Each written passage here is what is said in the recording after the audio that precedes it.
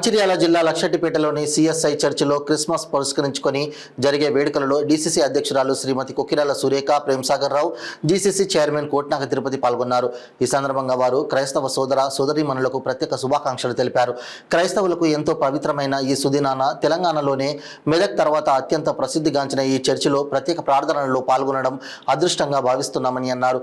ఈ కార్యక్రమంలో తెలంగాణ గిరిజన కోఆపరేటివ్ ఆర్థిక అభివృద్ధి corporation chairman Kotnaga Tirupati, market committee vice chairman Arif, municipal floor leader Chella Nagabhushanam, Congress నాయకులు రంజిత్ సింగ్ తదితరులు పాల్గొన్నారు.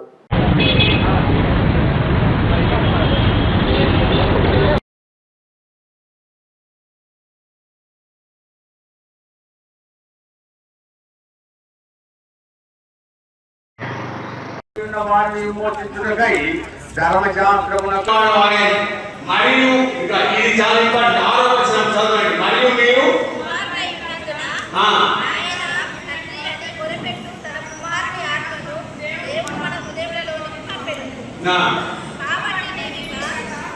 దాసులకు కావు దేవుని ద్వారా వారసులము. మనము సర్వ సృష్టికి వారసులం. వారసుడు ఎక్కడ ఉండాలండి? ఆ పిల్లలు గమనించండి. వారసుడు ఎక్కడ ఉంటాడు? ఇంట్లో ఉంటాడు. హక్కుదారు దేనికి హక్కుదారు? పరలోక భూలోకముల సృష్టికర్తకు.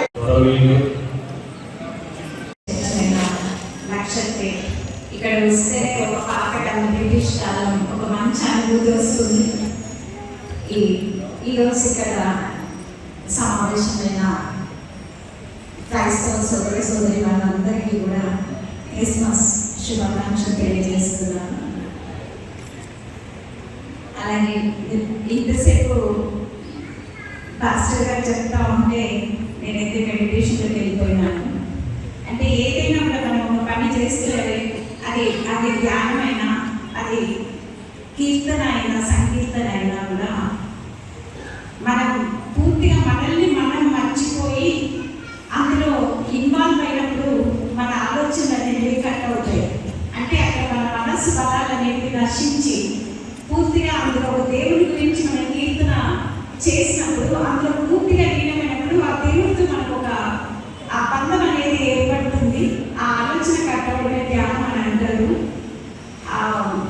అంటే ఇప్పుడు వారు మాట్లాడింది వింటుంటే నాకు తెలియకుండానే ఒక మంచి అభివృద్ధి కలిగింది. ఈరోజు మన లక్షపేట్ ఇక్కడ ఉన్న ప్రతి ఒక్కరికి కూడా మరొకసారి నేను క్రిస్మస్ పండుగ శుభాకాంక్షలు తెలియజేస్తున్నాను. అలాగే ఈ అవకాశం ఇచ్చిన రాష్ట్ర గారికి కూడా ధన్యవాదాలు.